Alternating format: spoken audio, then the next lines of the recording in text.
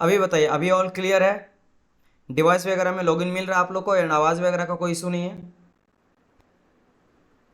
अभी सब ठीक है ना? अभी बताइए, अभी ऑल क्लियर है? डिवाइस वगैरह में लॉगिन मिल रहा है आप लोग को एंड आवाज़ वगैरह का कोई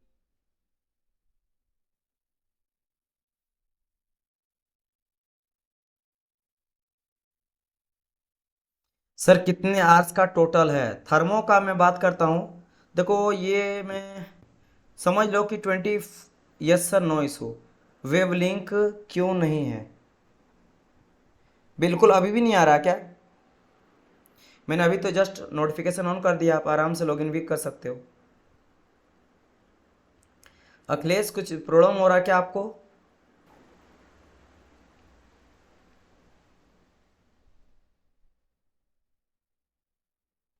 ये लगभग समझो कि अगर मैं बात करता हूँ तो 25 आवर के आसपास लगेगा। अगर आप डेली 1.5 घंटा या 2-2 घंटा का क्लास लेते हो तो 10 दिन में आपका क्लियर मैं करवा दूंगा ना। Okay, working okay dear, okay. चलिए तो स्टार्ट करते हैं हम लोग का सेशन को। काफ़ी इंपॉर्टेंट सेशन है। देखो मैं इंट्रोडक्शन बोलना चाहूँगा फिर से, बिकॉज ये बहुत इंपॉर्टेंट है। क्योंकि वो जो वीडियो आपका था जस्ट मैंने बताया था वो तो कोई बच्चा नहीं देख पाएगा कि वो डिलीट हो जाएगा। तो मैं आपको पहले बताना चाहूँगा कि थर्मोडायनेमिक्स कितना इंपॉर्टेंट है। थर्मोडायनेमिक्स क्लियर नहीं होगा तो आईसी इंजन इसके बाद पढ़ाएंगे, वो क्लियर नहीं होगा। और उसके बाद मैं पढ़ाऊंगा आप लोग का आरएससी, वो क्लियर नहीं होगा। तो that's why this is very very important. और मैं आपको पहले बता दिया हूँ कि अगर कोई बच्चा इंजीनियर बनना चाहता तो जिस तरह एक अच्छे इंजीनियर के लिए मैथ होना बहुत इंपॉर्टेंट है। मैथ अच्छा नहीं होता तो इंजीनियर नहीं बन पाता, चाहे वो सिविल रहे, मैकेनिकल रहे, इलेक्ट्रिकल है, कोई अदर ब्रांच से। सिमिलरली अगर आपको अच्छा मैकेनिकल इंजीनियर बनना है तो उसके लिए थर्मोडायनेमिक्स का अच्छा होना बहुत इंपॉर्टेंट है। विदाउट थर्मोडायनेमिक्स आप अच्छा मैकेनिकल इंजीनियर नहीं बन सकते हो। और जब आपको मैकेनिकल इंजीनियरिंग पढ़ने बोला गया है तो आपको थर्मोडायनेमिक्स भी क्लियर होना चाहिए। इतना चीजें क्लियर है ना? चलिए नाउ हम लोग स्टार्ट करते हैं आज के टॉपिक को। यहां से क्या हुआ कि जो बच्चा आप देखे ना, आपको समझ आ गया होगा कि थर्मो आपके लिए कितना इंपॉर्टेंट है। और मैं पक्का बता सकता हूं आज के टाइम पे चाणक्य जो फर्स्ट बैच है उसमें मैं थर्मोडायनेमिक्स पूरा कंप्लीट करवा दिया हूं, है ना। और आईसी इंजन भी करवा दिया हूं, दोनों सब्जेक्ट हो गया है। आप उन लोग का कॉन्फिडेंट जाके देखिए, मतलब टेस्ट हुआ है, इतना लड़का फोड़ रहा है ना, टफ से टफ क्वेश्चन को लगा ले रहा है ना। क्योंकि दोनों को बहुत अच्छे तरह से पढ़ा है। और खासकर वो बच्चे ज्यादा फोड़ रहे हैं जो बच्चे लाइव देखे हैं, जो बच्चे मेरे से डिस्कस किए हैं, जो चीजों को समझे पूरी अच्छी तरह से। वो बच्चा गलती से भी क्वेश्चन को नहीं गलत कर रहा है। मतलब बहुत अच्छा लगा मुझे। आज टेस्ट भी था, आईसी इंजन का दूसरा टेस्ट था, आज इतना अच्छा परफॉर्म किया, कल भी किया था बहुत अच्छा परफॉर्म। तो मेरा करने का मतलब क्या है कि चीज़ों को समझना। और एक चीज़, जहां भी डाउट होता है, जहां भी दिक्कत होता है, आपको संकोच नहीं करना, डरना नहीं है कि पता नहीं क्या होगा, कमेंट क्यों करेंगे, अच्छा चलो ना छोड़ो हटाओ जाने दो, ये नहीं करना है। जहां समझ नहीं आया आप मुझे बोलिएगा, मैं एक चीज़ को 100 बार बताऊंगा लेकिन समझा के छोड़ूंगा। क्लियर? तो कोई भी दिक्कत होता you can ask me, you can ask me every time. एक चीज को मैं 2 बार बोलूंगा फिर भी नहीं समझ आएगा, फिर बोलिए सर समझ नहीं, आप मुझे फिर से बताइए, मैं फिर से बचाऊंगा। बिल्कुल भी आप लोग को उसका टेंशन नहीं लेना, ना सोचना कि कुछ ऐसा सोचेंगे सर। तो आप बिल्कुल आराम से पूछ सकते हो ना। अब स्टार्ट करते हैं हम लोग किसके बारे में, थर्मोडायनेमिक्स के बारे में पढ़ना।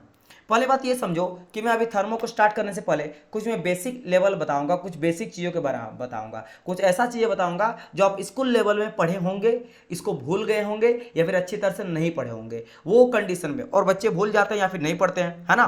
क्योंकि हम लोग स्कूल में पढ़ते कौन है, 8-9 में पढ़ता कौन है, सब तो सोचता है भाई जब तक 11th-12th नहीं होगा तब तक हम लोग सीरियस होंगे ही नहीं। क्लियर? ये सबका हाल है। तो दैट्स वाई कुछ चीज़ें छूट जाता है। जैसे अभी मैं बताने वाला हूँ काइनेटिक थ्योरी ऑफ गैसेस। अब अगर ये आप नहीं जानोगे तो बिल्कुल थर्मोडायनेमिक्स समझ में नहीं आएगा। अगर मैं बताऊंगा बॉयल्स लॉ नहीं बताऊंगा तो समझ नहीं आएगा। अगर मैं आपको चार्ल्स लॉ नहीं बताऊंगा तो आपको समझ नहीं आएगा। जबकि ये चीज देखो लड़का 6 में भी पढ़ता है। आप देखना 6 में, 7 में, 8 में, 9 में, 10 में सर जगह रहता है Charles law, Boyle's law, Avogadro law, है ना। लेकिन इन सभी को अगर आप नहीं समझोगे तो आपको समझ नहीं आएगा कि थर्मोडायनेमिक्स पढ़ना क्या है, चीजों को समझना कैसे है। तो दैट्स वाई पहले मैं बेसिक्स आपको समझाऊंगा। अब बारी आता है सर क्यों समझेंगे। भाई आपने तो बोल दिया क्यों, मैंने रीजन बता दिया कि समझना, सर क्यों समझेंगे थोड़ा मुझे बताइए। तो माय डियर स्टूडेंट होता क्या है, यहां हम लोग पढ़ेंगे क्या, थर्मोडायनेमिक्स।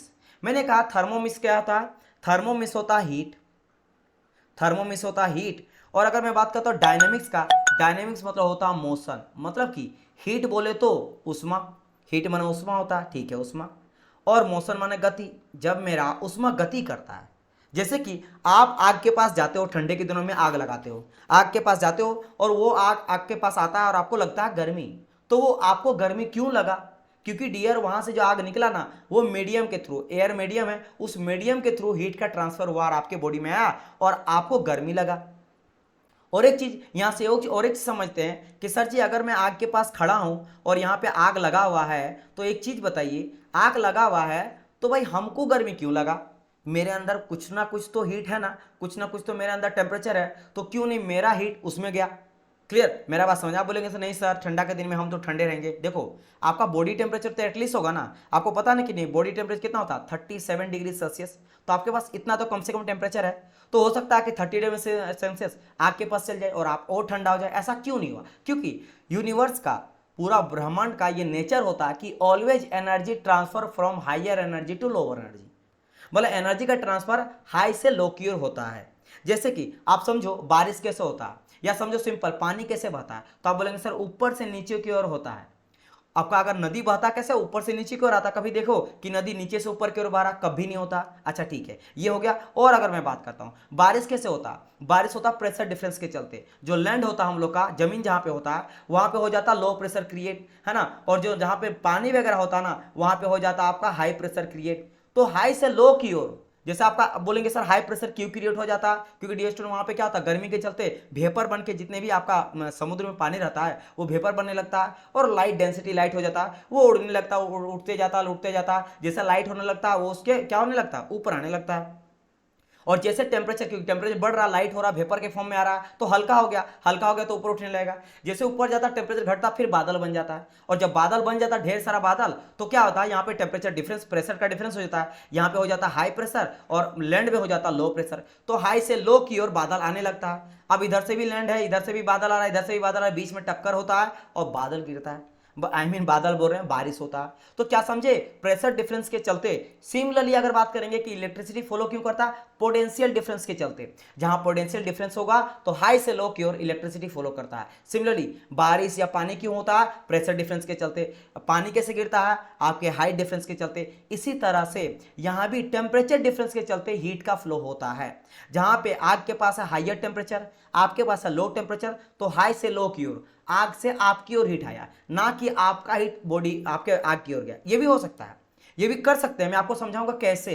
आप बोलेंगे सर एक एग्जांपल मुझे बताइए कि ऐसा किया जाता। बिल्कुल किया जा सकता। मान लो आपके जगह में मैं रख दिया फ्रिज को, क्या लग दिया फ्रिज को। समझ, आज का क्लास ऐसा है कि आप पहले समझो कि चीजें क्या है, क्योंकि ये समझने वाली चीजें, कोई थ्योरी नहीं, प्रोडक्शन जैसा कि ये ऐसा ऐसा होता है, पैटर्न ऐसा होता है, ये होता है, ये आपको समझना पड़ेगा। तो मैं मान लेता हूं आपके जगह में कि है मेरा फ्रिज। अब भाई फ्रिज का काम क्या होता है, ठंडा करना। आप जैसे रखते क्या हो, समझ करो कि आपने रखा कोई भी ठंडा चीज को, है ना, ठंडा चीज रखा, उसको आपको और जमाना। जैसे आपने ठंडा पानी रखा, आपने वाटर रखा, फ्रिज के अंदर वाटर रखा, और वाटर में मेरा क्या, वो कोल्ड है, ठंडा है, लेकिन उसको आप और ठंडा करना चाहते हो, यानी बर्फ बनाना चाहते हो। यानी क्या चाहते हो, बर्फ कब होगा, जब इसका जो टेम्परेचर है वो बाहर जाएगा। आप यही चाहते हो ना। मान लो ये मेरा कितना 25 डिग्री सेल्सियस है, आप चाहते हो बर्फ जमाना, मतलब आप इसको चाहते हो 0 डिग्री सेल्सियस करना, क्योंकि 0 डिग्री सेल्सियस में ये आइस हो जाएगा, जम जाएगा। तो ये यानी 25 डिग्री सेल्सियस को बाहर फेंकना चाहते हो, कहाँ बाहर, जो कि पहले से गर्म है। गर्मी के दिन में हम लोग फ्रीज रखते हैं, तो बाहर का टेम्परेचर तो बहुत हाई रहता है, तो समझो बाहर में हाई टेम्परेचर और अंदर में लो टेम्परेचर। और होना क्या चाहिए था, हाई से लो क्या रहना चाहिए, यानी कि आपके फ्रिज के अंदर को और गर्म करना चाहिए था, लेकिन उल्टा करवा रहे हैं हम लोग, लो से हाई की ओर करवा रहे हैं। लेकिन ये कब होता है, जब हम लोग एक्सटर्नल वर्क डन करते हैं सिस्टम के अंदर, मतलब उसमें काम करवाना पड़ेगा। जैसे आप अगर सीढ़ी के से नीचे उतरते हो, सीढ़ी से नीचे उतरते हो, कोई आपको मेहनत लगता नहीं, आप आराम से उतर जाते हो। लेकिन यही चीज अगर आप ऊपर चढ़ते हो तो आपको मेहनत करना पड़ता है। जैसे ऊंचाई चढ़ते हो तो मेहनत करना पड़ता है, नीचे उतरते हो तो कुछ नहीं, आप गिर जाओ, नीचे गिर जाओगे। क्लियर? तो यानी क्या हुआ, यहाँ पे हम लोग अगेंस्ट में काम कर रहे हैं, नेचर के अगेंस्ट काम कर रहे हैं। तो नेचर के अगेंस्ट जब भी काम कर रहा किया जाता है, हम लोग को सिस्टम में वर्क डन करवाना पड़ता है। इसके चलते इलेक्ट्रिसिटी चाहिए, जनरेटर चाहिए, किसी तो फॉर्म का एनर्जी चाहिए वो काम को करवाने के लिए। तो यहां पे समझ ये आया कि सर यहां पे बेसिक कंडीशन ये है कि हीट फ्लो कर रहा है, हीट फ्लो कर रहा है। और एक चीज एक होता है मेरा हीट जो ट्रांसफर करता है वो तीन मीडियम में होता है, एक होता है मेरा कंडक्शन, एक होता है मेरा कन्वेक्शन, और एक होता है मेरा रेडिएशन। बहुत ध्यान से समझना, कंडक्शन में क्या होता है, हीट ट्रांसफर। जैसे में ये हाथ है, मान लो एक लोहा, गर्मा गर्म लोहा है, आप जैसे गर्मा गर्म लोहा को छुओगे आपको लगने लगेगा गर्म। क्या लगने लगेगा, गर्म।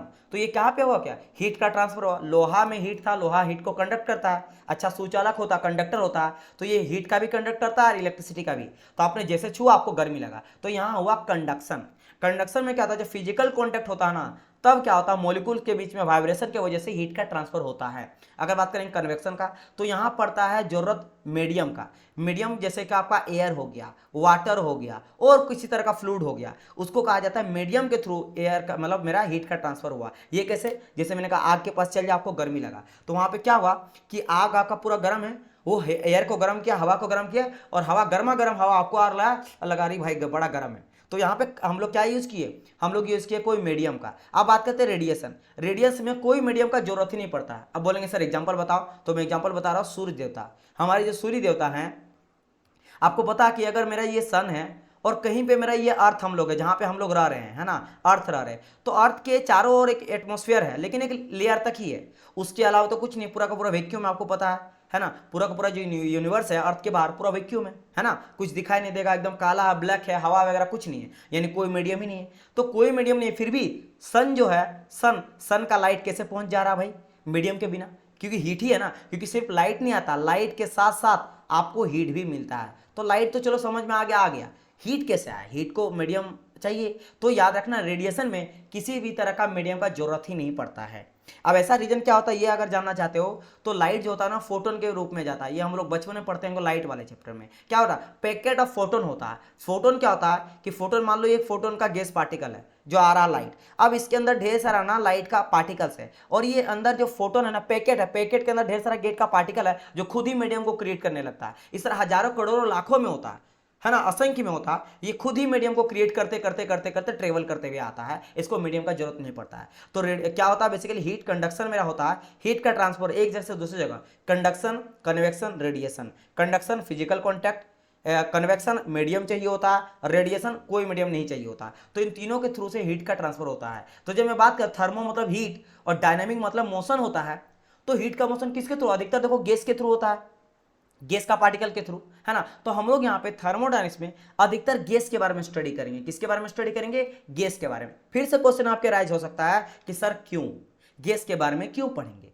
क्योंकि डियर स्टूडेंट अगर मैं बात करता हूं तो मान लेते हैं कि क्या होता है मैटर, अगर मैं बात करता हूं कि मैटर में लेता हूं, मैटर बोले तो पदार्थ, मैटर किसका बोलते हैं, पदार्थ को बोलते हैं। पदार्थ क्या होता है, जो जगह घेरता है, जिसका कुछ आयतन होता है। और मैटर तीन तरह का होता है, एक होता है मेरा सॉलिड, एक होता है मेरा लिक्विड, एक होता है मेरा गैस। ये तीन तरह का होता है मेरा, ये तीन तरह का मेरा क्या होता है, मैटर होता है। अच्छा ठीक है, सॉलिड क्या होता है सर जी, सॉलिड का पार्टिकल बहुत ही पास पास होता है, लिक्विड थोड़ा दूर होता है, और अगर बात करेंगे गैस का तो काफी दूर होता है। इससे ये समझे कि अगर हम लोग सॉलिड का स्टडी करना चाहते हैं, सॉलिड पार्टिकल का स्टडी करना चाहते हैं, तो स्टडी करना काफी इजी होता है। क्यों, पार्टिकल सामने सामने होता है, अरेंज वे में सजा हुआ रहता है, और इंटरमोलिकुलर फोर्स, क्या बात करें फोर्स का, इंटरमोलिकुलर यानी अंतराणिक बल, दो अणुओं के बीच का जो फोर्स होता है वो काफी ज्यादा होता है, स्ट्रॉन्ग होता है।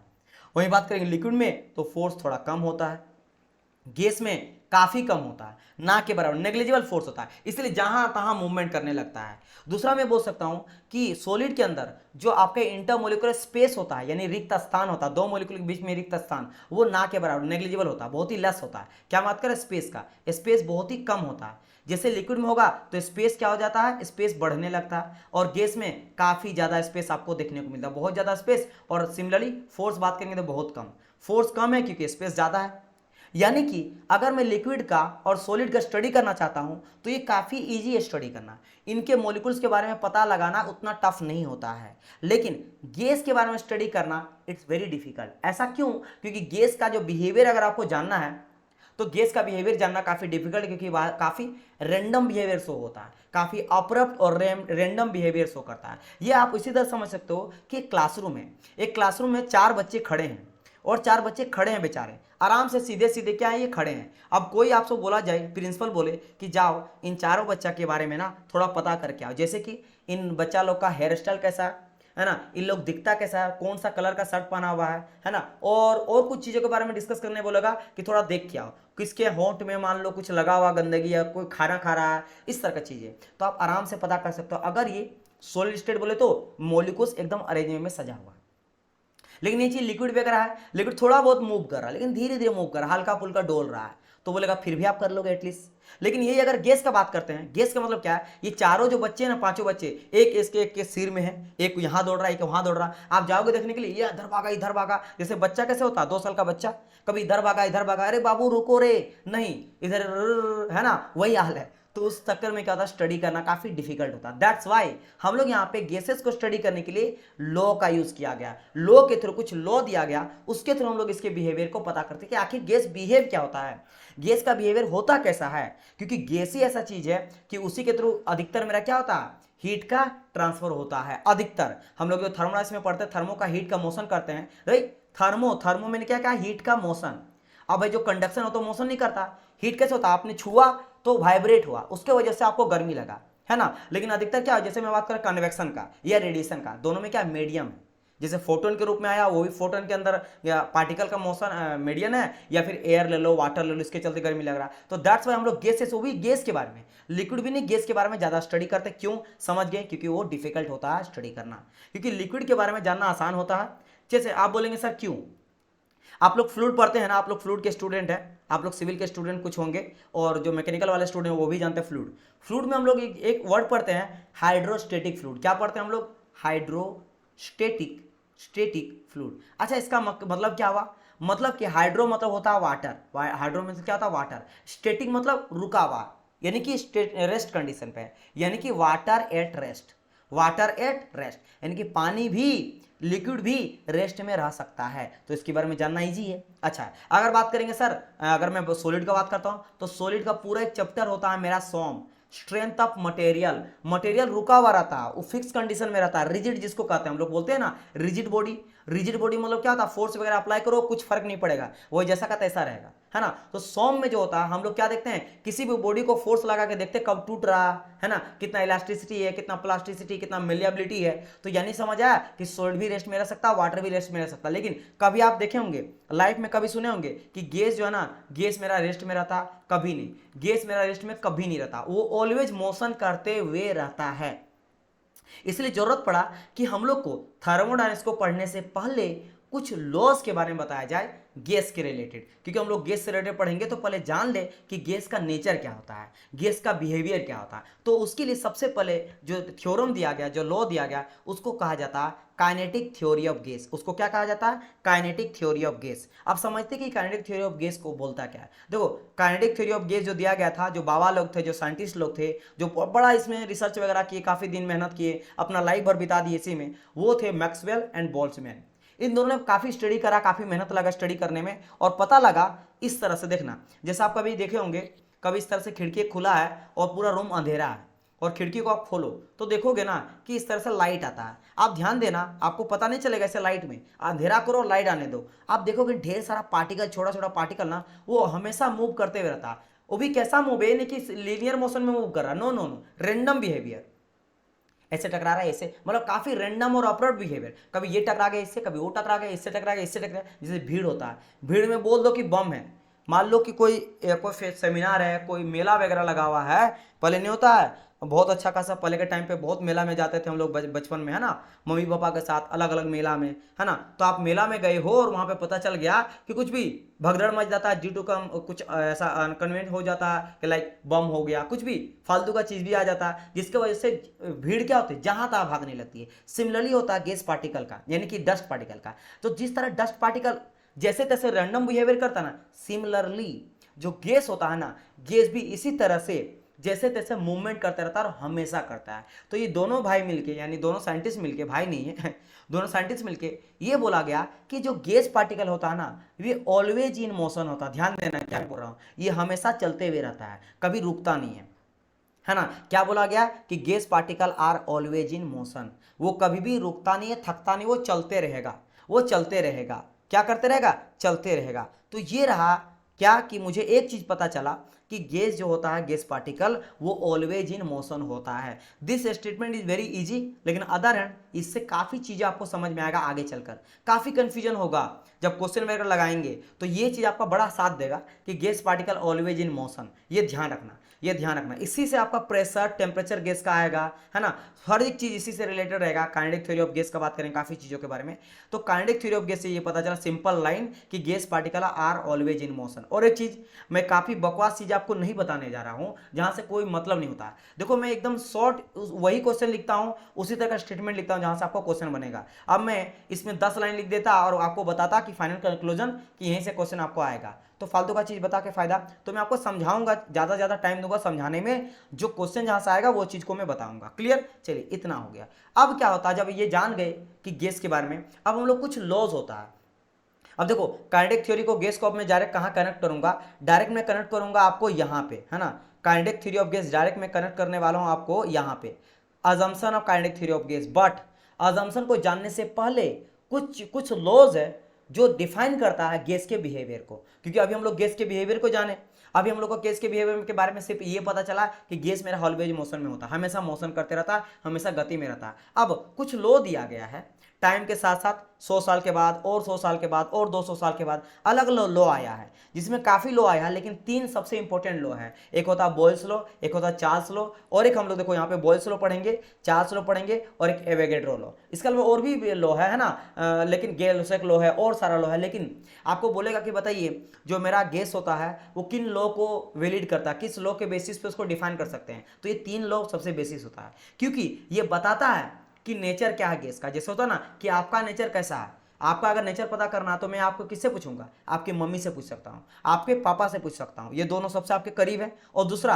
अगर आपके बहन है ना, या फिर हो सकते हैं शादीशुदा हो गए हैं तो आपके वाइफ से पूछ सकते हैं, या हस्बैंड हो तो आपके पत्नी से पूछ सकते हैं कि भाई कैसा नेचर है आपके पापा का, या फिर बच्चे से पूछ सकते हैं, तो वो बता सकता है ज़्यादा कि आपका नेचर किस तरह का है। सिमिलरली हम लोग गैस के नेचर के लिए सबसे जो लॉ पढ़ते हैं, बेसिक लॉ, वो होता है बॉयल्स लॉ। और एक चीज़, ये सब सर आया कहाँ से, ये सब आप पढ़ चुके होंगे, है ना, 8-9 में पढ़ चुके होंगे। तो स्टार्ट करते हैं बॉयल्स लॉ को जानना कि आखिर बॉयल्स लॉ कहता क्या है। फिर से बहुत सारी चीज़ नहीं बताऊंगा, जितना इंपॉर्टेंट है वही बताऊंगा। तो ये कहता है कि अगर मेरा eight constant temperature of the gas, अगर गैस के टेम्परेचर को हम लोग कांस्टेंट रखेंगे, टेम्परेचर बढ़ने घटने नहीं देंगे, तो जो वॉल्यूम होता है गैस का is inversely proportional to the pressure of the gas.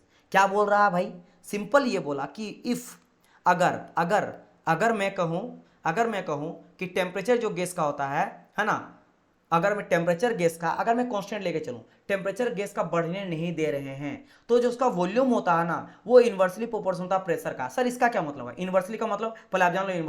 Inversely मतलब समझो मेरा हाथ एक ऊपर जाएगा तो दूसरा नीचे आएगा।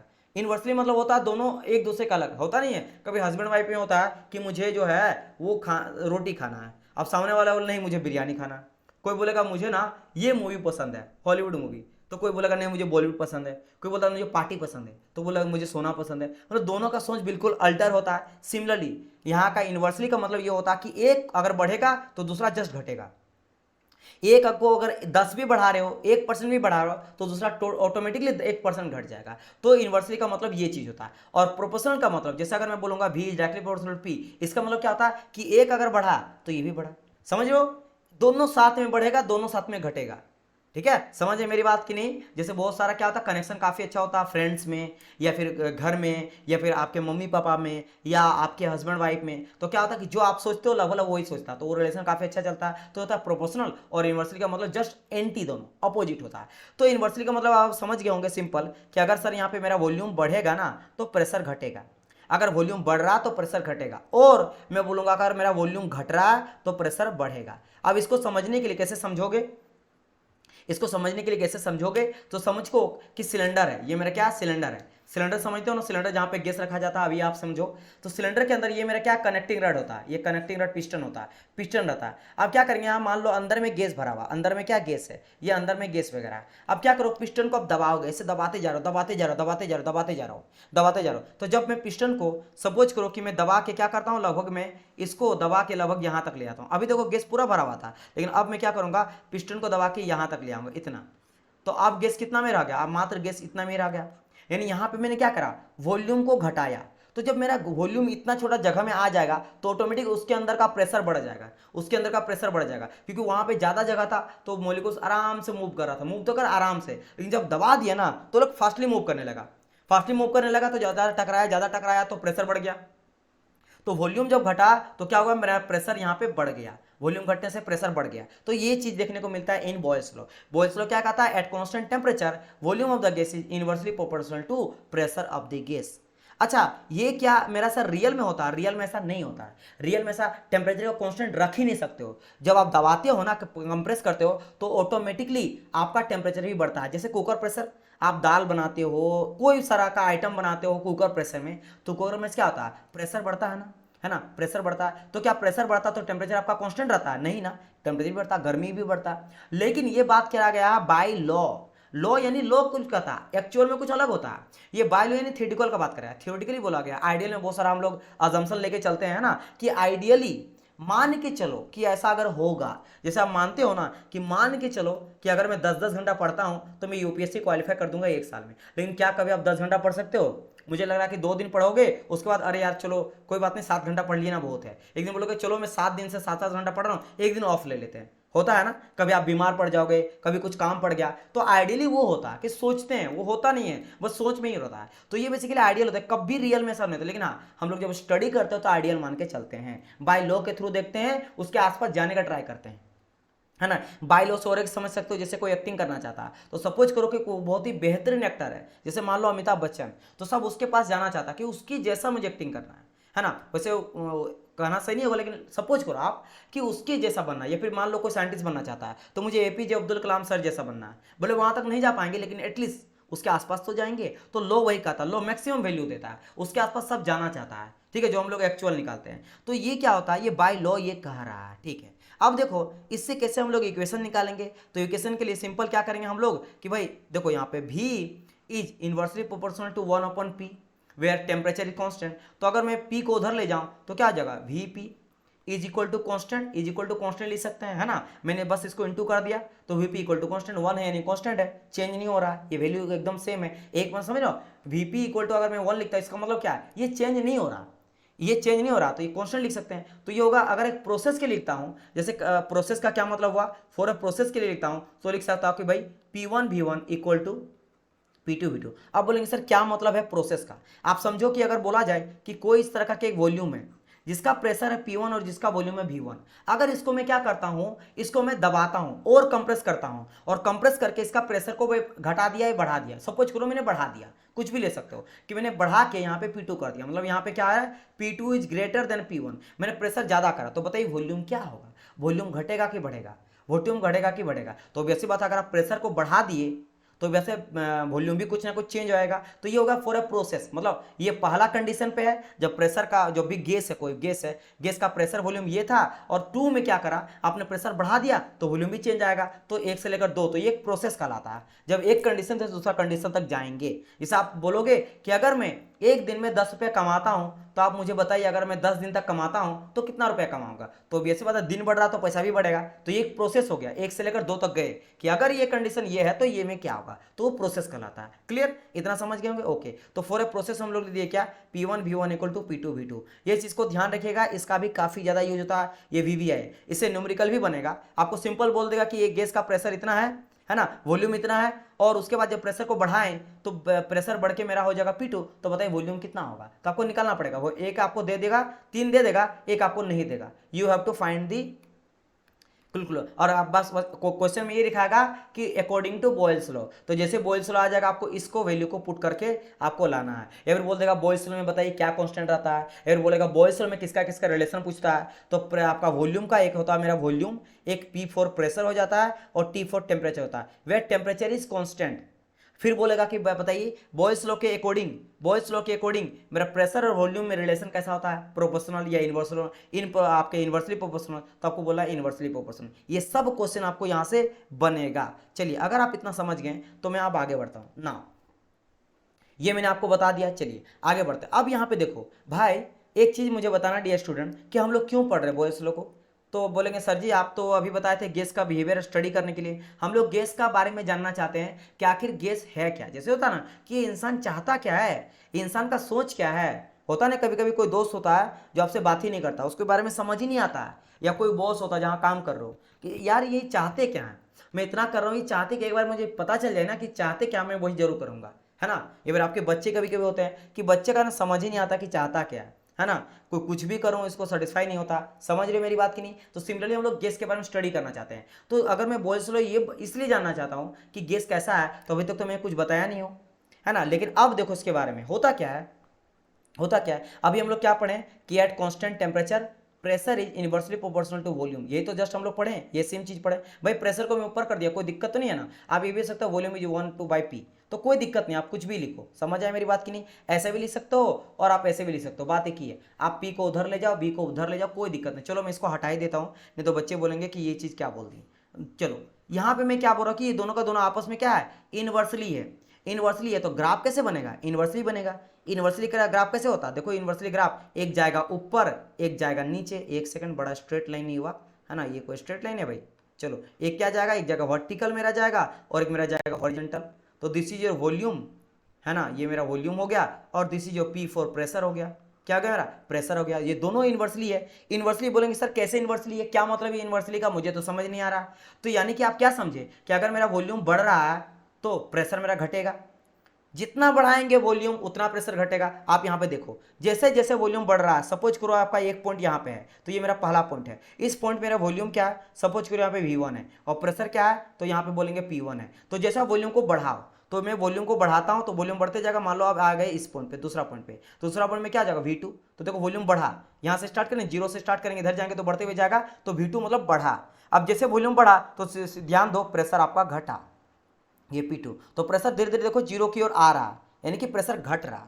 क्लियर हुआ कि नहीं। और देखो अगर मैं वॉल्यूम को क्या करता हूँ, थोड़ा मैं घटाता हूँ तो ऊपर चल जाता हूँ, यहाँ पे 3 पॉइंट को यहाँ ले लेता हूँ। तो मैंने क्या करा, वॉल्यूम घटा, देखो यहाँ पे V3 आपका क्या जीरो के नजदीक है, वॉल्यूम घटा।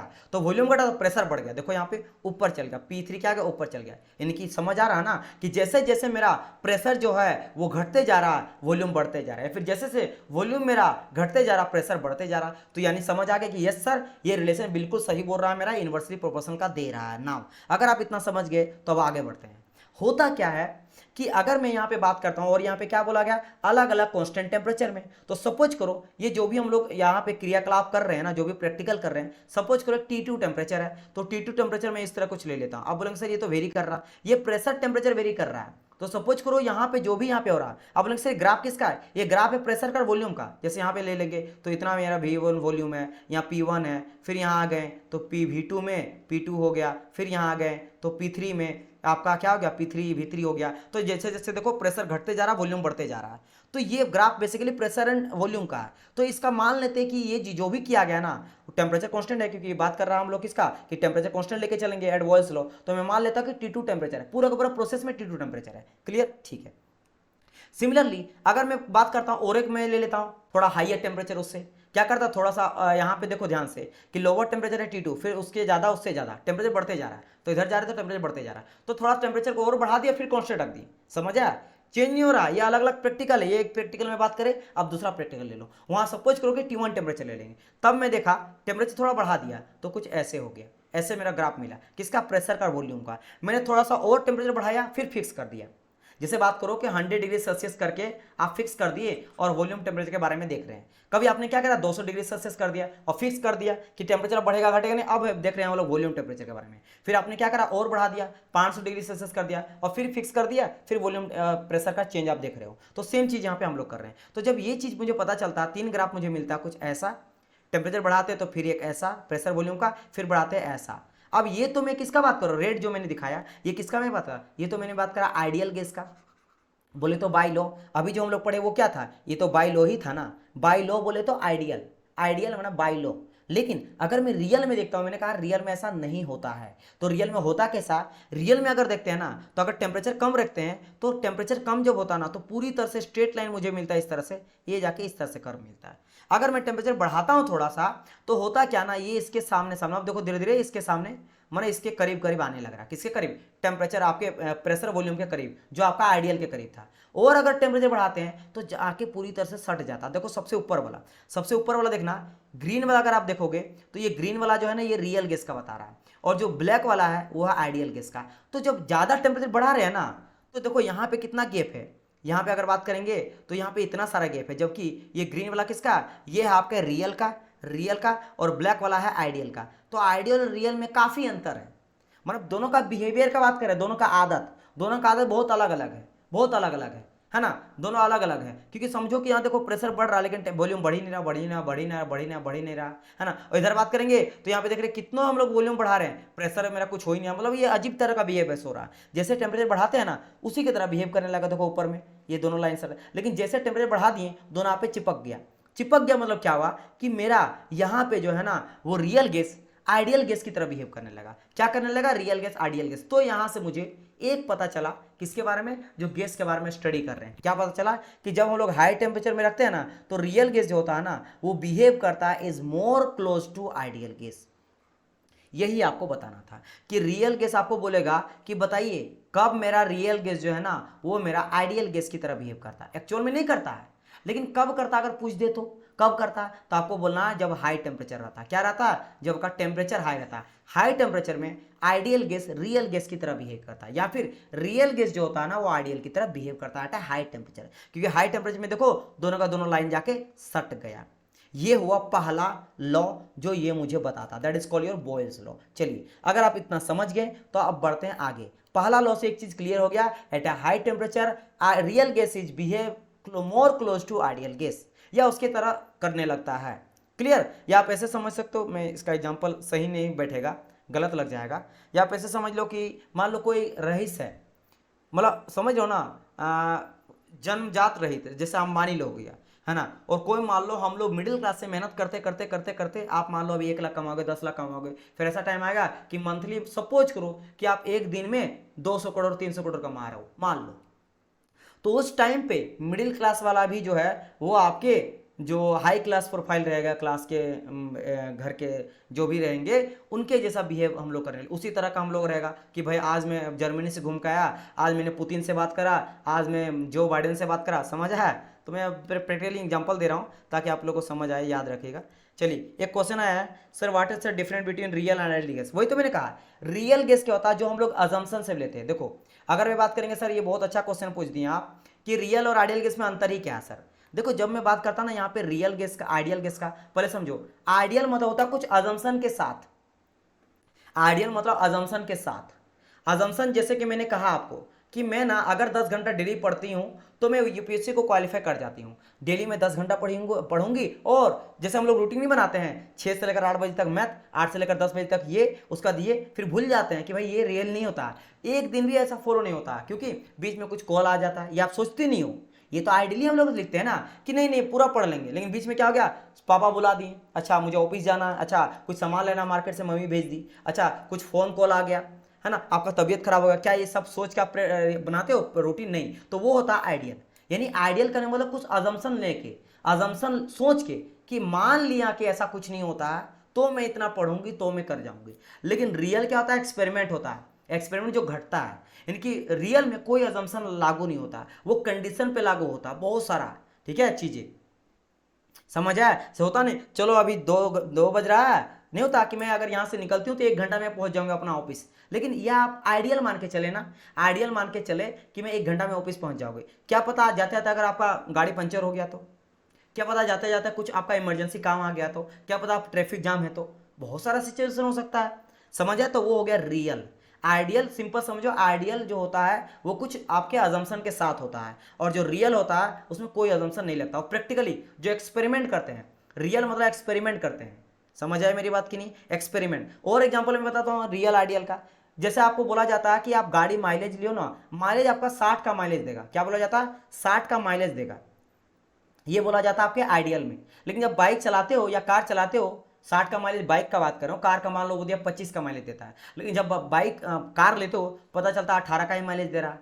तो रहता कुछ और है, क्योंकि आइडियल कंडीशन में चलाता है ना। बहुत आइडियली मान के चलता है कि एकदम बहुत ही सेफ, लोड कम लो, आप ये सभी को ध्यान दो, गाड़ी पूरा स्मूथ चलेगा, एकदम फाइन रहेगा, तब जाके कहीं 25 देगा। जो कि वो रियल लाइफ में कभी नहीं होता, कभी 25 नहीं देता अगर वो बोला है तो। या अगर 60 बोल दिया बाइक में तो कभी नहीं देगा, क्योंकि वो अजम्पशन लेके चलता है कि अगर फ्यूल अच्छा डाले हो, गाड़ी अच्छा है, इंजन पूरा है, तो भाई पहला दिन भी चला तो इंजन थोड़ा सा डिप्रेसेट करेगा ना, उसका क्वालिटी घटेगा। तो वो होता है एक्सपेरिमेंट के थ्रू जो निकलता है वो रियल होता है। रियल और आइडियल में यही अंतर होता है। चलिए, एक क्वेश्चन यहाँ पे आ रहा है, मैं देख लेता हूँ क्या बोला गया है। समझ गए?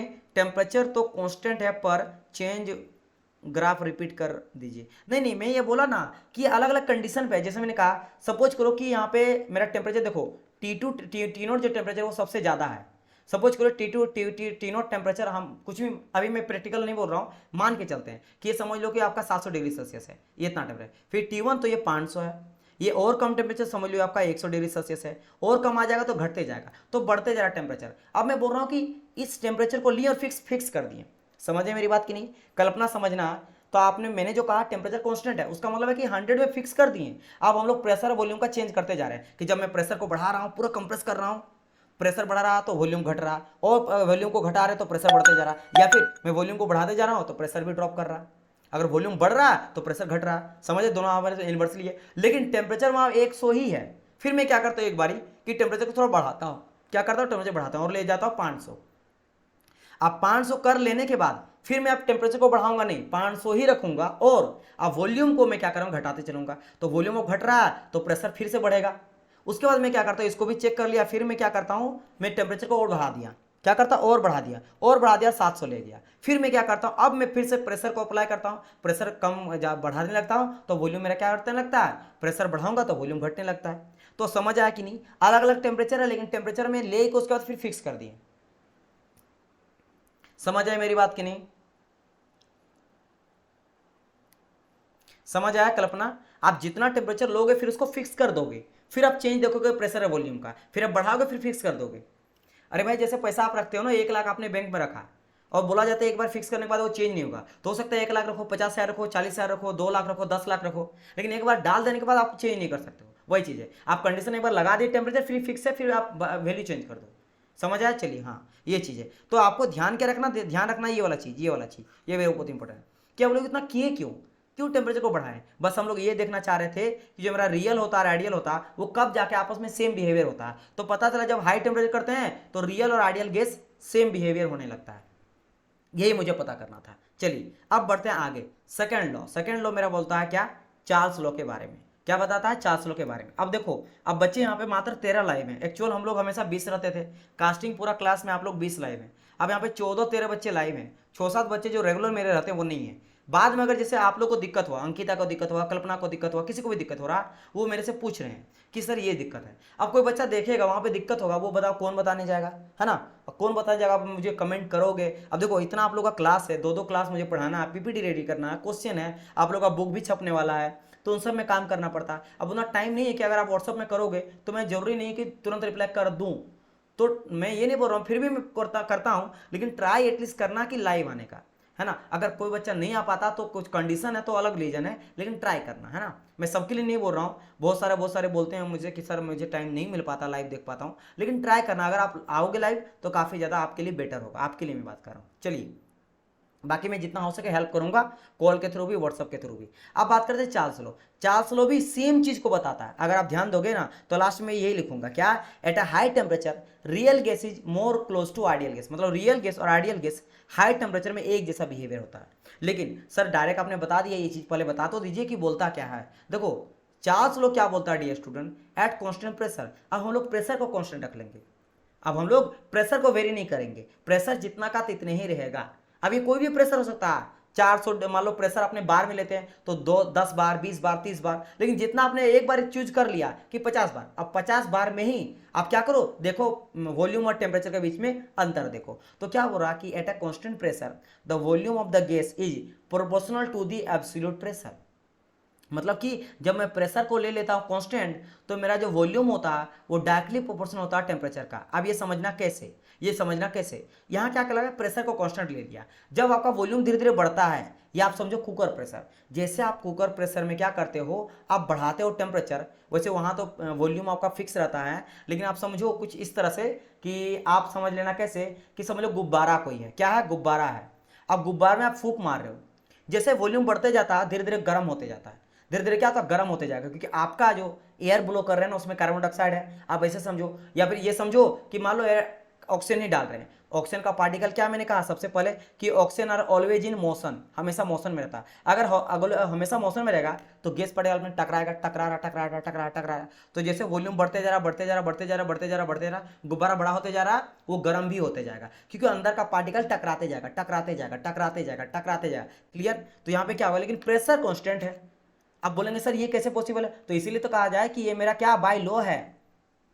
जैसे यहाँ पे भी आपको पता है कि सर ये तो होना पॉसिबल नहीं है ना। एक बहुत ही फेमस मीम नहीं बोलता है कि ये तो कुछ समझ से परे है, अरविंद केजरीवाल जी हमेशा बोलते रहते हैं ना, मीम कहीं भी आ जाता है कि ये तो समझ से परे है। तो वही चीज़, ये समझ तो परे है क्योंकि ये लॉ है ना, बाय लॉ है, ये रियल में नहीं होता, ये आइडियल है। इसलिए मैं बोला था कि यहाँ पे जब मैं ग्राफ बनाया था कि पीवी के बाद, तो ये मैंने कहा था बाय लॉ है या बाय लॉ है, यानी आइडियल है, ये रियल में एग्जिस्ट नहीं करता है। रियल में टेम्परेचर वेरी करता है, सिमिलरली यहाँ भी प्रेशर वेरी करेगा, लेकिन हम लोग आइडियल मान के चल रहे हैं, बाय लॉ मान के चल रहे हैं कि लॉ ये कहता है, लॉ ये कहता है। ठीक है, जो बोलिए हम लोग अजम्पशन देखेंगे कि अगर मैं 400 सर आप बोल रहे हैं बाय लॉ, लॉ आइडियल है, तो आइडियल के लिए कुछ तो अजम्पशन होगा ना, कि क्या क्या अजम्पशन लेके चलेंगे वो मैं बताऊंगा आपको, है ना, टेंशन ना लो। लेकिन अभी पहले समझो कि at a constant pressure, pressure को कांस्टेंट रखते हैं तो volume directly proportional to temperature. अब फिर से अगर प्रोसेस लेते हैं, मान लो एक प्रोसेस में वॉल्यूम कुछ है, टेम्परेचर कुछ है, और मैं अगर उसका टेम्परेचर को मान लो T2 कर दिया, T1 था T2 कर दिया, मैंने टेम्परेचर बढ़ा दिया, तो वॉल्यूम क्या चेंज आएगा। तो फॉर अ प्रोसेस के लिए लिखते हो तो क्या करोगे, सिंपल,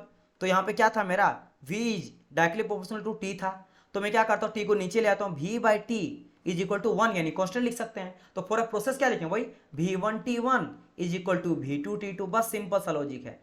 दो प्रोसेस के लिए इसी तरह हम लोग लिखते हैं, पहला इज इक्वल टू सेकंड। अच्छा, आप मेरे से एक चीज क्वेश्चन नहीं पूछे हैं, चलो मैं बताता हूं कि सर एक चीज बताइए, जैसे यहाँ पे P1V1 इज इक्वल टू क्यों लिख रहे हैं आप। इतना मुझे पता है कि आप लोगों को पता होना चाहिए, लेकिन अगर नहीं पता है तो आप ये जान लो कि देखो मेरा बात समझे, इसके अंदर का जो भी एनर्जी रहेगा, आपको पता नहीं यूनिवर्सल क्या कहता है, energy neither create nor destroy, only can change one form to another form. आपके पास अगर 1 लाख रुपया है तो आप 1 लाख का ही खरीद सकते हो, आप कुछ भी खरीदो। आपका मन है कि मुझे आईफोन खरीदना, आपका मन है कि मुझे खुशी खरीदना, खुशी तो नहीं खरीद सकते हो, लेकिन कुछ भी खरीदना, ड्रेस खरीदना, आप 1 लाख का ही यूज करोगे, आप 1 लाख के यूज करो। आपके अंदर जितना एनर्जी है आप उसी एनर्जी का यूज करके कोई काम कर सकते हो, कुछ भी कर सकते हो। एनर्जी का बस रूपांतरण होता है, एनर्जी चेंज होता है एक फॉर्म ऑफ एनर्जी से दूसरे फॉर्म ऑफ एनर्जी से। तो जो भी यहाँ पे प्रेशर वॉल्यूम मिलकर जो भी एनर्जी होगा उस गैस का, वही आपका सेम रहने वाला। हाँ, ये बोल सकते हो कि प्रेशर मान लो 10 है और वॉल्यूम 10 है, और यहाँ पे आपने क्या करा, प्रेशर को बढ़ा दिया और प्रेशर को बढ़ा के 15 कर दिया, तो वॉल्यूम घट के 5 हो जाएगा। समझ आया। सिमिलरली इज इक्वल टू यहाँ जो लिखे हैं सेम कंडीशन, यहाँ पे इसका दोनों का वैल्यू जितना रहने वाला है वो एनर्जी सेम यहाँ पे रहने वाला है, यानी कि E1 equal to E2, energy same होगा, बस एनर्जी में चेंज आएगा। जैसे वॉल्यूम अगर बढ़ जाएगा तो प्रेशर घटा बढ़ा के उसको बैलेंस करेगा कि भाई इतना था, ये 50 था तो 50 ही रहने वाला है। एनर्जी एनर्जी कंजर्वेशन जानते हो ना, दुनिया का कोई भी चीज में जो एनर्जी है वो कंजर्व रहता है ना। आपके अंदर का एनर्जी, सन के एनर्जी का एनर्जी, इस धरती के एनर्जी का एनर्जी, बस एक एनर्जी दूसरे एनर्जी में कन्वर्ट होता है। इसलिए कभी भी हम लोग का अर्थ का देखो, टेम्परेचर बढ़ रहा, कार्बन डाइऑक्साइड बढ़ रहा, कुछ भी बढ़ रहा, लेकिन अर्थ का एनर्जी सेम रहता है, खाली फॉर्म में चेंज हो रहा है, अलग फॉर्म में हो रहा है। अब बोलो सर ग्लोबल वार्मिंग से टेम्परेचर क्यों बढ़ रहा है, अगर 50 साल पहले जाएंगे टेम्परेचर कम था, क्योंकि डियर स्टूडेंट हम लोग किसी और फॉर्म ऑफ एनर्जी को किसी और फॉर्म ऑफ एनर्जी कर रहे हैं, दैट्स वाई यहाँ पे हो रहा है। हम लोग पेड़ वगैरह कट रहे हैं तो उसका जो एनर्जी है वो ग्लोबल वार्मिंग में बढ़ रहा है, समझ आया। तो इसके वजह से हम लोग इक्वल लेके चलते हैं, एनर्जी कंजर्वेशन को रूल को हम लोग फॉलो करते हैं। ये बहुत ही बेसिक चीजें मैं बता दिया, ठीक है। तो फॉर अ साइकिल, ये मेरा फॉर अ प्रोसेस बोल रहा, साइकिल नहीं, प्रोसेस साइकिल अलग होता है, ढेर सारा प्रोसेस मिल के साइकिल होता है ना। अभी हम लोग साइकिल की ओर मत जाओ, प्रोसेस मान लो 1 से लेकर 2 के बीच में प्रोसेस होता है, उससे 2 से 3, 3 से 4 अलग अलग प्रोसेस। तो ये चीज दिखा, ठीक है। अब बोलेंगे सर प्रूव करके दिखाए ग्राफ में, तो पहली बात यहाँ पे क्या देख रहे हो कि volume is directly proportional to temperature, और मैंने प्रोपोर्शनल का मतलब क्या कहा कि वो आपका पार्टनर जो जो आप बोलेंगे वही आप मानेगा। तो बोलेंगे आज हम डियर, आज हम लोग का ना, आज मैं मुझे खाने का मन कर रहा बाहर जाके, बोलो बिल्कुल सही सोच है ना।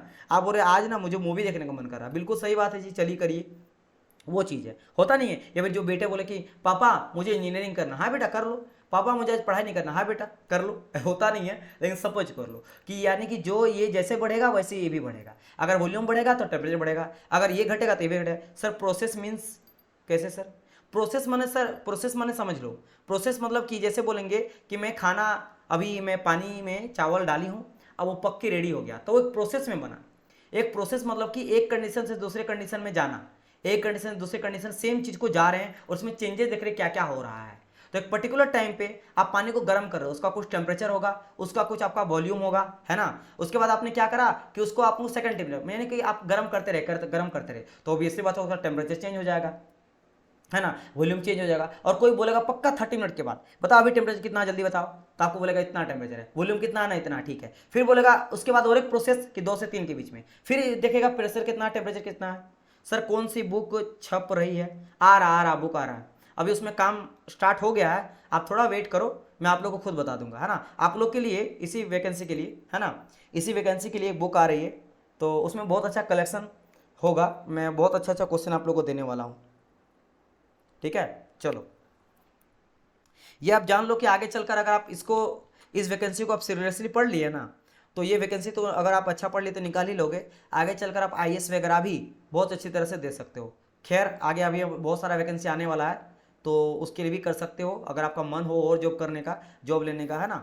चलिए, तो मैं यहाँ पे समझ गया होंगे क्या होता है, प्रोसेस क्लियर हो गया ना अंकिता। चलिए अब बात करते हैं हम लोग यहाँ पे। तो मैंने कहा volume is directly proportional to temperature, volume जो होता है बाय करनी पड़े, ये मुझे नहीं पता डियर, ये ऑर्गेनाइजेशन से आपको पूछना पड़ेगा, है ना।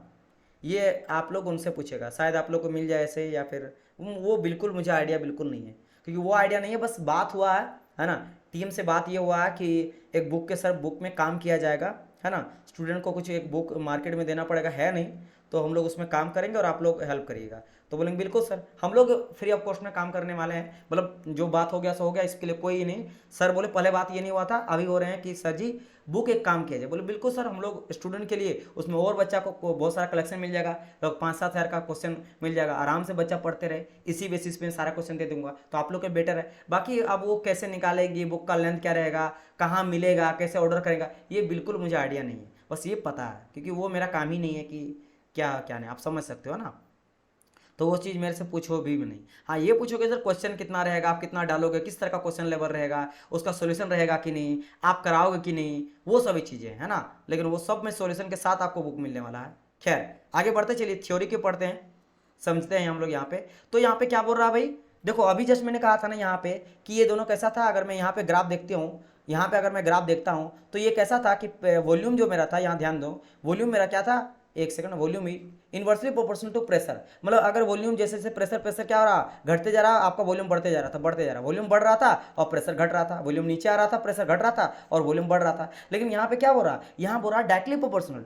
डायरेक्टली प्रोपोर्शनल का मतलब क्या होता है डियर स्टूडेंट, डायरेक्टली प्रोपोर्शनल का मतलब ये होता कि अगर ये भी बढ़ेगा तो ये भी बढ़ेगा। तो देखो ये बिल्कुल स्ट्रेट लाइन जाएगा, ये स्ट्रेट लाइन जाएगा, ये स्ट्रेट लाइन जाएगा। अब बोलेंगे सर कैसे बढ़ेगा, थोड़ा प्रूव करके दिखा दो। देखो मैं आपको बता दे रहा हूँ, मान लो एक कंडीशन आपका एक है, ये दूसरा कंडीशन ये 2, तीसरा कंडीशन 3, और मान लो यहाँ पे गया कुछ, है ना, यहाँ गया इस तरह से, इस तरह गया, इस तरह गया, है ना, ये 2 3 सेम डिस्टेंस में ले लेते हैं। मान लो ये आपका 1 है, 2 है, 3 है, ये आपका 1 है, 2 है, 3 है, या फिर 30 10 मान लेते हैं ना, 10 20 30, 10 20 30। और मान लिया टेम्परेचर डिग्री सेल्सियस में 30 डिग्री सेल्सियस, 20 डिग्री सेल्सियस और 10 डिग्री सेल्सियस, और जरा बार में, है ना, वॉल्यूम में कुछ भी वॉल्यूम मीटर क्यूब में मान लो, है ना, तो आपका 30 मीटर क्यूब है, ये मीटर क्यूब है, मीटर क्यूब है, ये मान लेते हैं। अब देखो यहाँ पे मैं 1 बाय 1 करके बताता हूँ। अगर मान लो एक पॉइंट पे है, एक पॉइंट में कोई क्या है कि एट अ कांस्टेंट प्रेशर उस गैस का वॉल्यूम, क्या वॉल्यूम मान लेते हैं कि वॉल्यूम उसका है 10, तो देखो यहाँ पे 10 टेम्परेचर भी होगा 10 डिग्री सेल्सियस। अगर 2 पॉइंट में चल गए तो 20 अगर उसका वॉल्यूम हो जाएगा तो उसका टेम्परेचर भी 20 हो जाएगा डिग्री सेल्सियस। अगर 30 हो गया तो ये भी 30 हो जाएगा, जो भी उसका यूनिट है वो बात की बात है, यूनिट ऑफ वॉल्यूम में लो, सेंटीमीटर में लो। लेकिन ये अगर 30 तो ये भी 30, वो 40 तो वो भी 40, यानी बिल्कुल स्ट्रेट लाइन जाएगा। लेकिन ये किसका बात कर रहे हैं, ये मैंने बात करा किसका, ये बाय लॉ का, ये बाय लॉ, क्योंकि चार्ल्स लॉ बता रहे हैं, ये क्या मेरा लॉ है, लो बोले तो आइडियल कंडीशन। लेकिन एक्चुअल में क्या ऐसा होगा, यानी एक्चुअल में क्या प्रेशर कांस्टेंट रहेगा, नहीं, कुछ ना कुछ वेरी करेगा, एक माइनर भी चेंज होगा, लेकिन चेंज होगा। भाई प्रेशर चेंज होते रहता है ना, प्रेशर बिल्कुल चेंज होगा, है ना, टेम्परेचर बढ़ाओगे तो प्रेशर भी चेंज होगा, बिल्कुल होगा। प्रेशर क्या होता है, जो मोलिकुल होता है, जैसे गुब्बारा में फुला रहा था, तो गुब्बारे में जब हवा डालूंगा तो उसका जो मोलिकुल है ना वो जाके गुब्बारे के दीवार पे टकराएगा, तो टकराएगा तो प्रेशर बढ़ाएगा, उसका प्रेशर बढ़ाएगा, है ना, तो प्रेशर बढ़ेगा ही बढ़ेगा। ये तो आइडियल मान के चले। तो रियल में कैसे होता है, तो जब मैं रियल में ग्राफ यहाँ देखता हूँ तो कुछ ऐसा जाता कि यहाँ देख लो, ये तो हो गया मेरा ब्लैक कलर का जो हो गया, ये मेरा हो गया किसके लिए, बाय लॉ यानी कि आइडियल।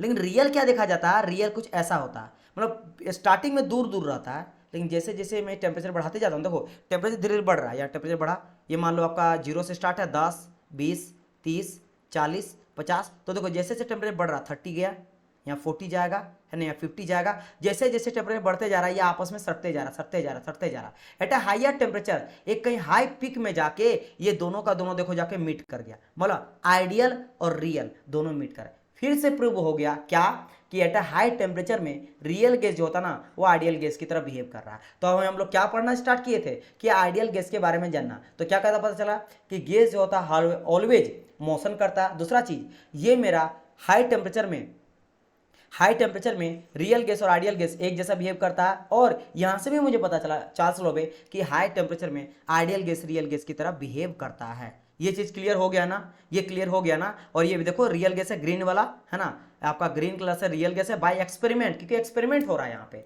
एक्सपेरिमेंट शुरू में दूर दूर था, मतलब जब टेम्परेचर कम देता है ना तो वो कुछ अलग तरह का करता है, ये कुछ अलग तरह का बिहेवियर होता है, समझ आया। लेकिन जैसे मेरा ऊपर बढ़ा, समझ लो अभी आपका पैसा का अंतर है, वो समझ लो कि एक बहुत ही अंबानी टाइप का आदमी है और हम लोग हैं, हम लोग हर एक चीज़ के बारे में सोचते हैं कि भाई खर्च करो, बहुत मेहनत का पैसा होता है, पापा दिए बहुत मेहनत से दिए हैं, हम लोग को खर्च करना बहुत ही समझ समझ के खर्च करना, कि पापा ऐसे नहीं कि गए हैं और ऐसे में बैठे हुए हैं और बिजनेस में पैसा आ रहा राखों में, हम लोग मेहनत करके पैसा आने वाले हैं। लेकिन जैसे जैसे बढ़ते जाएगा, हो सकता है आपके अगले जनरेशन जो होगा वो कहीं ना कहीं धीरे धीरे IAS वगैरह बन जाएगा, ऐसे करते करते विधायक बन जाएंगे, फिर मंत्री हो जाएंगे, है ना, हो सकता है इस तरह CM बन जाएंगे, उस टाइम पे इतना पैसा होगा फिर यहाँ पे सोचना नहीं पड़ेगा, फिर आप और कोई एक हायर सेक्शन का सब एक जैसा बिहेवियर करेगा, सब। तो ये मैं क्या ही एग्जांपल दे रहा हूँ आप लोग का ना, मैं कुछ भी एग्जांपल देने लगता हूँ समझाने के लिए। करने का मतलब क्या है कि लो टेम्परेचर में अलग अलग बिहेवियर होता है, लेकिन जैसे टेम्परेचर बढ़ते जाता है दोनों सेम आ जाता है। तो ये हो गया कहानी मेरा चार्ल्स लॉ का भी, चलो 2 बताया, और तीसरा लॉ आ जाता है मेरा एवोगैड्रो लॉ। अब ये समझना, देखो अभी 1 घंटा होने वाला है, लेकिन जब तक मैं इस टॉपिक को एटलीस्ट ना बता दूं तब तक वो मजा नहीं आने वाला है ना। इस टॉपिक को बताने दीजिए, तब मैं छोड़ दूंगा आप लोगों को। देखो ये क्या बोलता है एवोगैड्रो लॉ, ये 3 सबसे इंपॉर्टेंट है, चार्ल्स बॉयल एवोगैड्रो, रट लो चार्ल्स। अच्छा ट्रिक मैं बताता हूँ, ट्रिक पहले इसको बताने दीजिए। एवोगैड्रो लॉ, एवोगैड्रो लॉ क्या बोलता है, एवोगैड्रो लॉ ये बोलता है कि सपोज करो कि देखो मैं यहाँ पे परफ्यूम एक उठा के लाया हूँ आप लोग को समझाने के लिए, कि मेरे हैंड में एक परफ्यूम है ना, परफ्यूम है। अब इसके अंदर कोई ना कोई गैस भरा हुआ, सपोज लो कि इसके अंदर, जैसे मैं माना हूं कि इसके अंदर है क्या है, मेरा 50 ml गैस है, तो सेम चीज इसके पास मेरा और एक मुझे लाना चाहिए था, तो मेरे पास 2 परफ्यूम है, ठीक है, 2 परफ्यूम है, दोनों में 50-50 ml का गैस है, क्या है 50-50 ml का गैस है, 50 ml का गैस है। इसके अलावा इसमें प्रेशर और टेम्परेचर भी सेम है। सपोज करो कि दोनों जो गैस है ना, ये बेसिकली हाइड्रोजन ऑक्सीजन गैस लिया गया है, तो एक में हाइड्रोजन गैस है, एक में ऑक्सीजन गैस है, और दोनों में 50-50 ml का भरा हुआ है गैस, ठीक है। और ये मान लेते हैं कि इसका जो भी प्रेशर रहेगा, इन दोनों का प्रेशर सेम सेम रहने वाला है, यानी कि P1 इक्वल टू P2, अगर P1 P2 है तो P1 बराबर है P2 का, और जो भी टेम्परेचर रहेगा इसका भी, इन दोनों का टेम्परेचर सेम रहना है, कि T1 इक्वल टू T2।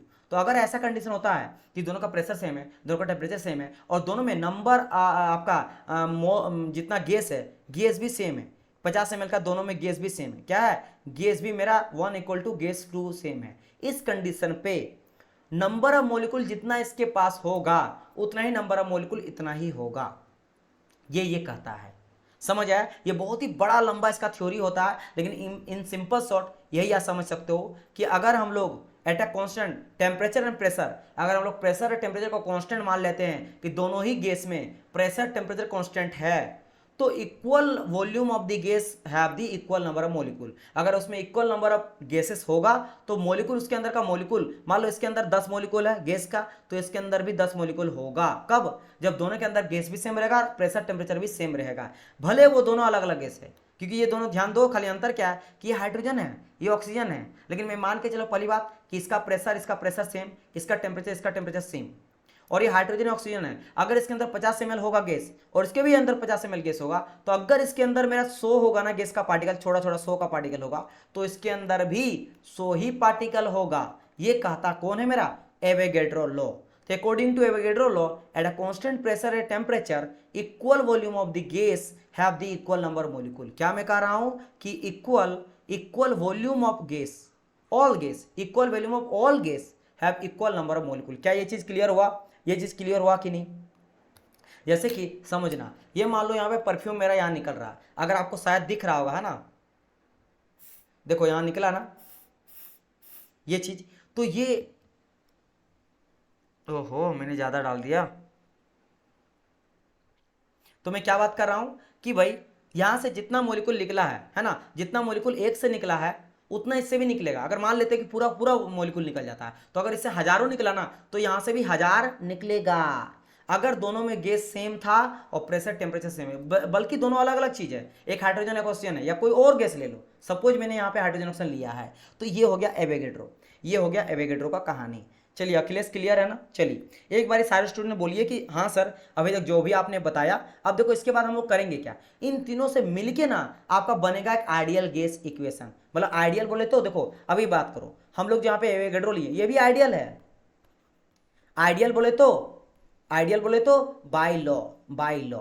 अच्छा इससे पहले जो चार्ल्स लिखे ये भी बाय लॉ था, ये भी क्या था, ये भी आइडियल है या फिर बाय लॉ था। इससे पहले जो ये भी देखें, ये भी क्या है मेरा, ये भी आइडियल है, यानी कि बाय लॉ है, यानी कि सब किसके बारे में बता रहा है, मेरा गैसेस के बारे में स्टडी बता रहा है, गैसेस का बिहेवियर। तो मेरा अभी तक क्या पता चला कि गैस जो होता है वो ऑलवेज मौसम में रहता है और हाई टेम्परेचर में प्रेशर सॉरी हाई टेम्परेचर में क्या होता है कि आइडियल गैस रियल गैस की तरह बिहेव करता है। अब बोलेंगे सर इन तीनों का फायदा क्या था, इन तीनों को मिला के हम लोग एक बनाते कि भाई अभी तक मुझे क्या क्या पता चला, तो मुझे पता चला कि बॉयल्स लॉ में मेरा वॉल्यूम जो होता है वो डायरेक्टली प्रोपोर्शनल होता है, मेरा इन्वर्सली प्रोपोर्शनल होता है प्रेशर का। जब हम क्या लेते हैं, टेम्परेचर को कांस्टेंट लेते हैं। हम लोग चार्ल्स लॉ में देखें कि जब हम लोग प्रेशर को कांस्टेंट लेते हैं तो वॉल्यूम मेरा डायरेक्टली प्रोपोर्शनल रहा टेम्परेचर का। और एवोगैड्रो में देखें कि मेरा नंबर ऑफ मोलिकुल्स जो होता है वो मेरा inversely proportional number of mole के, number of volume of the gas is directly proportional to number of mole if the pressure and temperature is constant. Pressure and temperature is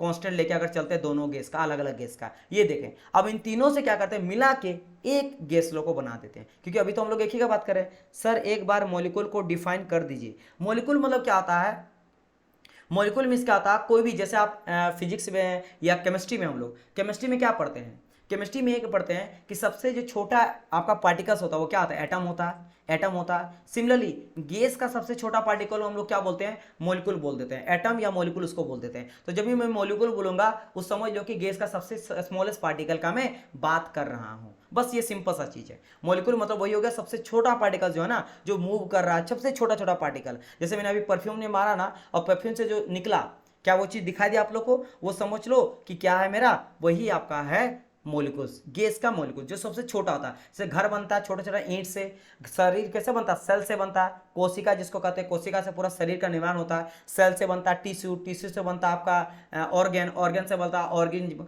समझ आया, ये सभी पढ़े ना बायोलॉजी में, है ना। तो सिमिलरली ये सभी चीज है ना, उस तरह का चीज है। जैसे आपका करंट फ्लो होता है इलेक्ट्रॉन की वजह से, है ना, ढेर सारा इलेक्ट्रॉन मिल के उसको चार्ज को बढ़ाता है। सिमिलरली यहाँ पे मॉलिक्यूल्स का बात करा गया है। मॉलिक्यूल्स मतलब कोई गैस में अगर मैं बात कर रहा हूँ, जैसे आपका सिलेंडर के अंदर गैस मॉलिक्यूल्स है, तो वहाँ पे गैस मॉलिक्यूल समझ लो सबसे छोटा पार्टिकल का मैं बात कर रहा हूँ। क्लियर, चलिए ये चीज हो गया। अब देखो यहाँ पे मैं क्या कर रहा हूँ, इन तीनों को मिला के मैंने क्या का बात करा। अच्छा ट्रिक समझ लो, ट्रिक समझ लो। जैसे बोलेंगे सर कैसे याद रखेंगे कि बॉयल्स लॉ में क्या रहता है, कांस्टेंट, चार्ल्स लॉ में क्या रहता है, कांस्टेंट, कैसे याद रखेंगे। अब मैं आपको ट्रिक बता रहा हूँ। देखो ये ट्रिक मैं खुद से बनाया हूँ, तो ये आप अपने तरीके से भी बना सकते हो। ये मत बोलना कि सर ये क्या ही ट्रिक है, बहुत बकवास है। हो सकता है बकवास हो, है ना। Small particle of gas is molecule, yes you can consider के स्मॉलेस्ट पार्टिकल। क्योंकि भाई वो जो होता है गैस जो होता है किससे मिलकर बना था, छोटा छोटा मॉलिक्यूल से मिलके। जैसे लोग बोलते हैं ना छोटा छोटा मॉलिक्यूल एटम से मिलकर बन रहा था, तो मैं यहाँ पे मॉलिक्यूल मान के चलूंगा, एटम नहीं बोलूंगा, अधिकतर मॉलिक्यूल में बोलूंगा। तो उसका मतलब स्मॉलेस्ट पार्टिकल का बात किया जा रहा है। Smallest particle of gas is molecule, बिल्कुल सही है ना। चलो अब मैं यहाँ पे देखो ट्रिक में कुछ बता रहा हूँ, ट्रिक समझो यहाँ पे। जैसे मैं बोलूंगा कि सिर्फ बॉयल्स लॉ में क्या फिक्स था, अभी आपको याद नहीं है, मुझे याद है। जैसे टेम्परेचर था, तो मैं याद रखो जब भी बोल रहा हूँ बॉयल कर रहे हो, तो ये बता अंडा बॉयल कर रहे हैं, चावल बॉयल कर रहे हैं, दाल बॉयल कर रहे हैं, कुछ भी गर्म करते हो, बॉयल मतलब गर्म करना। तो जैसे बॉयल आपके दिमाग में आता है, तो बॉयल दिमाग में आता है, सबसे पहले क्या आता है, गैस ऑन है।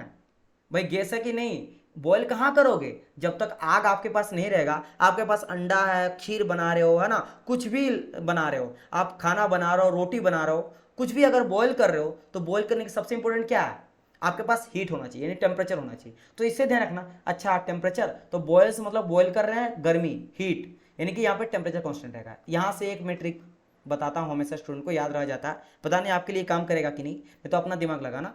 अब बात करें चार्ल्स लॉ। अब देखो इसका बड़ा इंटरेस्टिंग है टिक रखने का। चार्ल्स मतलब क्या होता है, चार्ल्स मतलब चालू, है ना। हाँ होता ना कि भाई मेरा वो दोस्त ना बड़ी चालू है ना।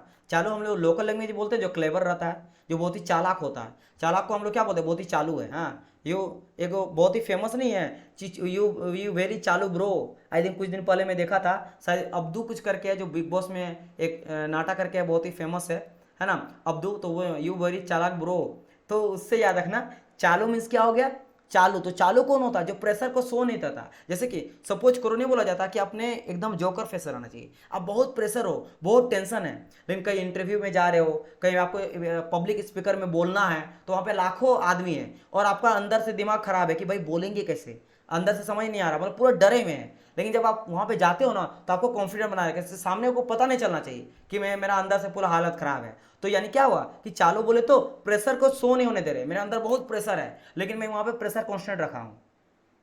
समझ आया, फ्लक्चुएशन होने नहीं दे रहे, अपने इमोशन को शो नहीं कर रहे हैं, तो वेरी चालुक ब्रो, है ना, चालू ब्रो। तो यहाँ से हो गया। और बात करेंगे एवोगैड्रो।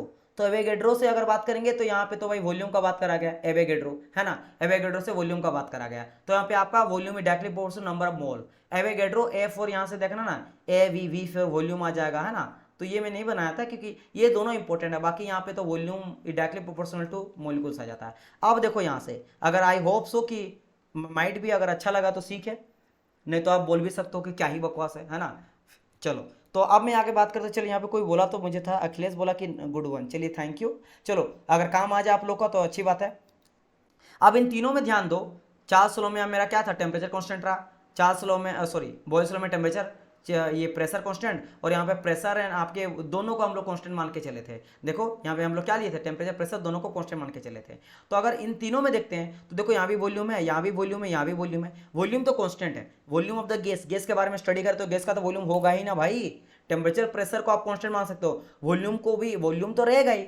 तो वॉल्यूम के बारे में सब है, तो वॉल्यूम को मैं कॉमन ले लेता हूं। तो क्या मैं कर रहा हूं, तीनों से वॉल्यूम को मैं कॉमन उठा लिया हूं। तो जैसे मैं वॉल्यूम को कॉमन ले लिया हूं तो वॉल्यूम में कॉमन ले ले, डायरेक्टली प्रोपोर्शनल क्या क्या है, ऊपर में क्या, ऊपर में T है और N है, तो N और T ऊपर में दे दिए, और नीचे में P है तो नीचे में P दे दिए, बस इसको बना दिया गया और डायरेक्टली प्रोपोर्शनल तो लिख दिया गया, बस ये चीज हो गया। अब क्या करेंगे यहाँ पे, अब यहाँ पे कुछ नहीं करना, सिंपल सा लॉजिक ये है कि क्या करते हैं, P को उधर ले जाओ। तो मैं जैसे P को उधर ले जाता हूं तो क्या P भी डायरेक्टली प्रोपोर्शनल टू NT।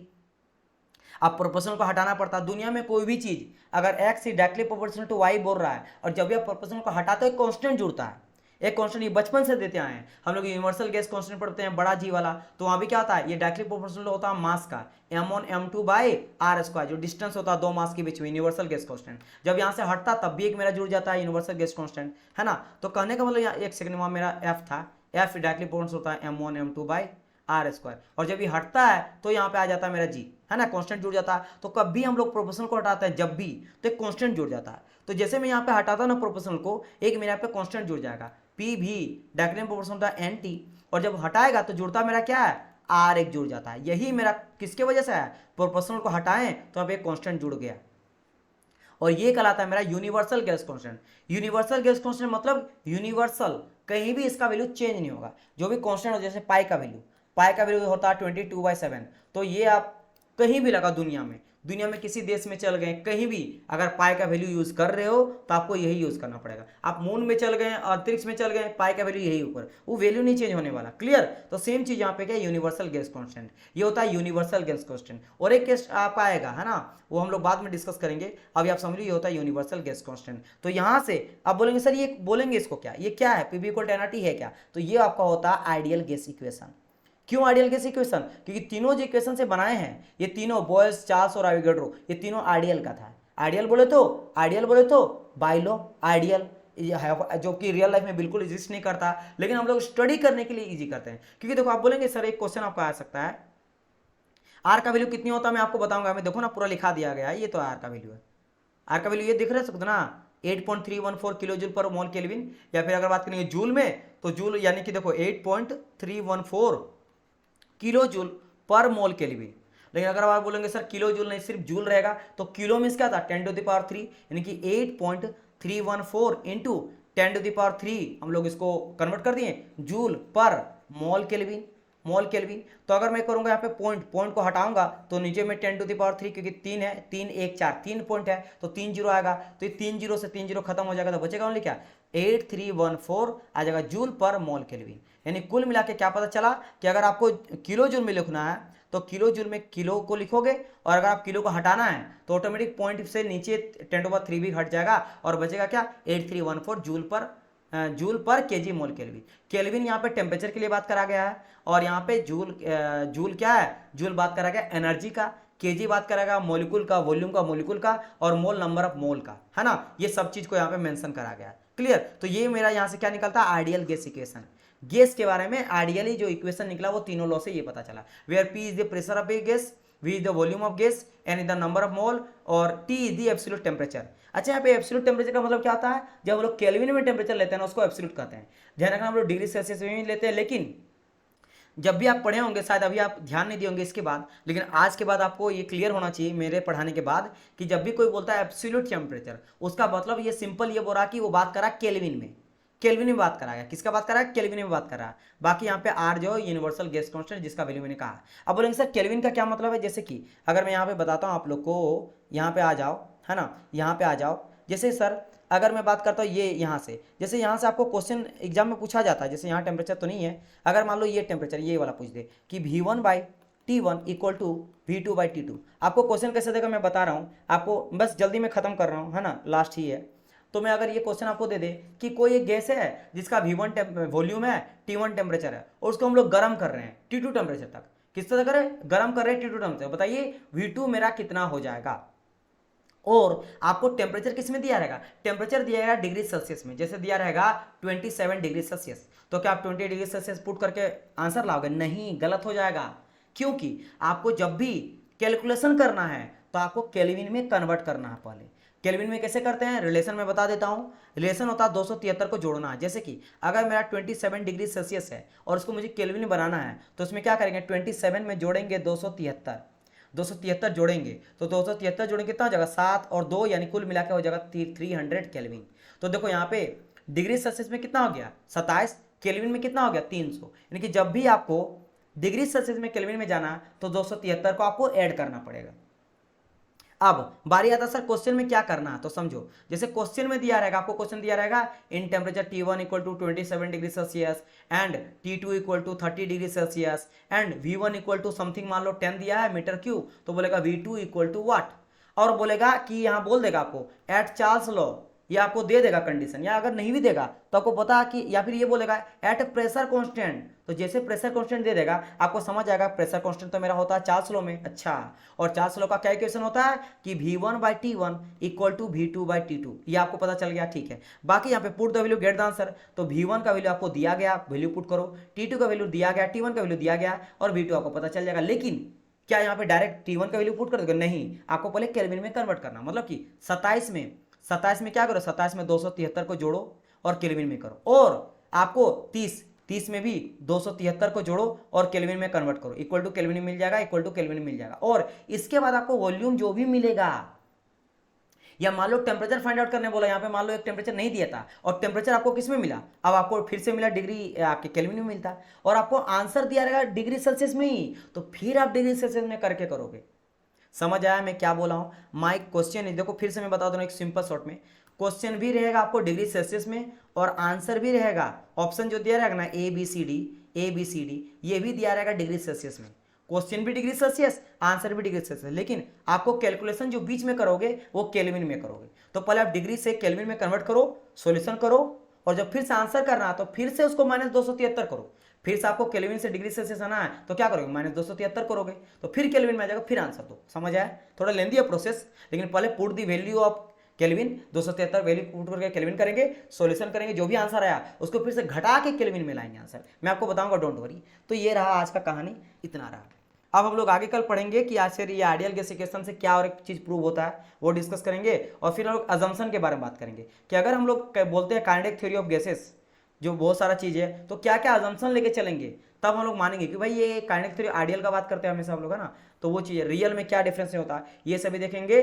और ये सब अजम्पशन देखो कितना है, 1 2 3 4 5 6 7, है ना, 8 अजम्पशन है। उसके बाद फिर क्या करेंगे, कुछ इक्वेशन निकलेगा, देन हम लोग चलेंगे कि आइडियल और रियल गैस में अंतर क्या होता है, ये अंतर समझेंगे, ग्राफ के थ्रू भी समझेंगे, कुछ हम लोग रिलेशन भी देखेंगे, उसके बाद फिर पढ़ते हुए जाएंगे। चलिए, इस यूनिट की PDF मटेरियल कब तक मिलेगी, कल मिल जाएगा आपको, है ना, कल मैं आपको अपलोड करवा दूंगा, ठीक है, जैसे जैसे पढ़ते जाएगा आपको मिलते जाएगा, बट ये ध्यान रखना क्लास में अटेंटिव रहना है, आते रहना है। चलिए, कोई डाउट अगर यहाँ तक तो मुझे बताइए, एकदम डाउट नहीं होना चाहिए, हर एक बच्चा आंसर करो, मतलब आई मीन क्वेश्चन करो।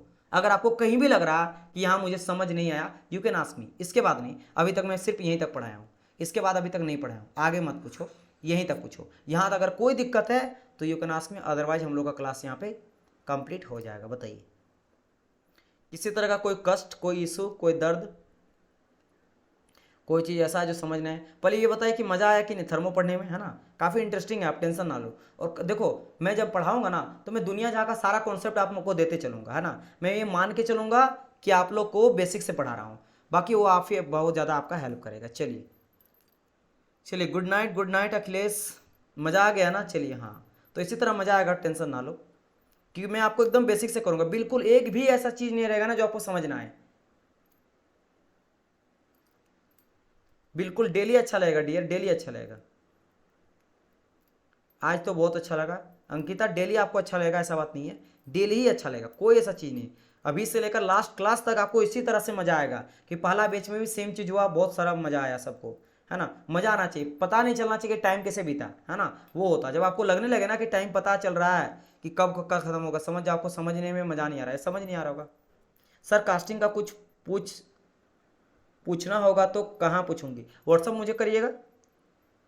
चार्ल्स लॉ में डेफिनेशन और इक्वेशन डिफरेंट है क्या? चार्ल्स लॉ का डेफिनेशन इक्वेशन नहीं समझ आया, चार्ल्स लॉ का क्या बोल रहे हैं